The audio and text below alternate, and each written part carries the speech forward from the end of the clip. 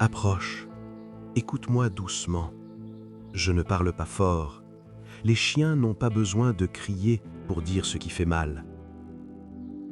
Je suis un chien, et aujourd'hui, je veux te raconter comment nous comprenons l'abandon. Pas avec des idées, pas avec des reproches, mais avec le corps, avec l'odeur de l'air, avec la manière dont le silence change. L'abandon, pour nous, ne commence jamais au moment où la porte se ferme, il commence bien avant. Il commence quand ta voix devient plus courte, quand ta main se pose sur ma tête sans vraiment me sentir. Est-ce que tu savais ça? Que nous sentons quand l'amour commence à hésiter? Moi, je le sentais, même quand tu souriais encore, même quand tu disais mon nom. Ton odeur portait autre chose, une fatigue, une distance, un ailleurs invisible. Nous, les chiens, nous vivons dans le présent.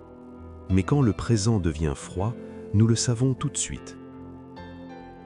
Dis-moi, est-ce que toi aussi tu as déjà senti quelqu'un s'éloigner alors qu'il était encore là? Moi, je restais près de toi, un peu plus qu'avant, comme si mon corps essayait de dire « N'oublie pas, je suis ici ». Parce que l'amour d'un chien, ce n'est pas retenir, c'est accompagner. Et parfois, accompagner quelqu'un, c'est déjà sentir qu'il est en train de partir. Reste avec moi, ce n'est que le début, et ce que j'ai vécu, peut-être que ton cœur humain le reconnaîtra. Les jours ont continué, et moi aussi. J'ai continué à aimer. Nous, les chiens, nous ne savons pas aimer à moitié. Même quand quelque chose fait mal, nous restons entiers. Je te suivais dans la maison, pas par peur, par lien.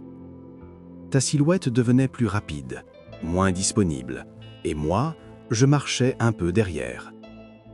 Tu sais, l'abandon n'est pas toujours violent. Parfois, il est lent, presque poli. Il se glisse entre deux regards, entre deux gestes oubliés. Est-ce que tu as déjà vécu ça? Quelque chose qui se défait sans bruit? Moi, je continuais à attendre près de la porte. Pas parce que j'espérais une promenade, mais parce que la porte est l'endroit où les humains reviennent. Nous croyons toujours au retour, même quand le cœur commence à comprendre. Un jour, tu as préparé un sac. Rien d'extraordinaire, et pourtant, l'air est devenu lourd. Je me suis couché, pas loin de toi, comme pour dire « je partage ce moment ». Nous, les chiens, nous ne demandons pas pourquoi.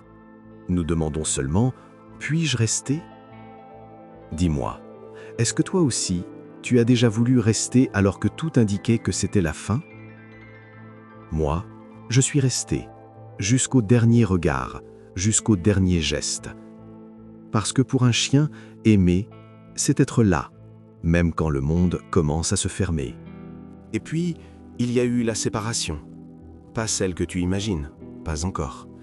Il y a eu ce moment étrange où ton regard n'a pas cherché le mien. Moi, je l'ai cherché quand même, parce que les chiens cherchaient toujours les yeux de ceux qu'ils aiment. Nous comprenons l'abandon quand l'amour devient pressé, quand le temps n'a plus de place pour nous. Tu m'as caressé, une fois, lentement, comme on ferme un livre qu'on ne sait pas rouvrir.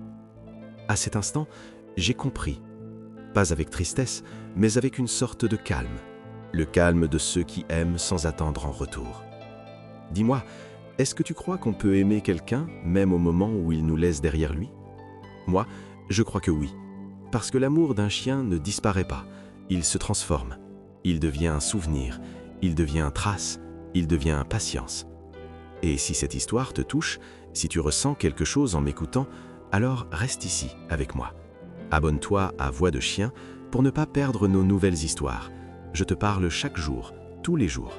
Des histoires calmes, sincères, racontées par ceux qui aiment sans condition. Parce que parfois, écouter un chien, c'est aussi apprendre à rester humain. Après, le monde a changé. Pas tout d'un coup, mais assez pour que je le sente.